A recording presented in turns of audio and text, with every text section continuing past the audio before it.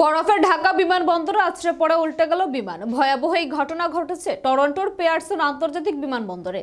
স্থানীয় সংবাদ মাধ্যম সূত্রে খবর, স্থানীয় সময় সোমবার বিকেল 5টা নাগাদ এই ভয়াবহ বিমান দুর্ঘটনা ঘটে। জানা গিয়েছে, এই বিমান এন্ডেভার এয়ার ফ্লাইট 4819 উড়ান শুরু করেছিল আমেরিকার মিনিয়াপোলিসের সেন্ট পলস আন্তর্জাতিক বিমানবন্দর থেকে।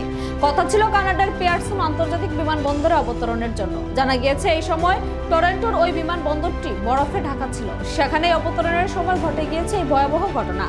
দুর্ঘটনার সময় বিমানের 76 জন যাত্রী এবং 4 জন বিমান কর্মী ছিলেন বলে জানা গিয়েছে। বিমানবন্দর কর্তৃপক্ষ দুর্ঘটনা প্রসঙ্গে জানিয়েছেন, এই দুর্ঘটনায় আহত হয়েছেন অন্তত 18 জন। 3 জনের অবস্থা আশঙ্কাজনক। একজন শিশু, একজন 40 বছর বয়সী মহিলা এবং একজন 60 বছরের বৃদ্ধের অবস্থা আশঙ্কাজনক। বাকিদেরও চিকিৎসা চলছে হাসপাতালে।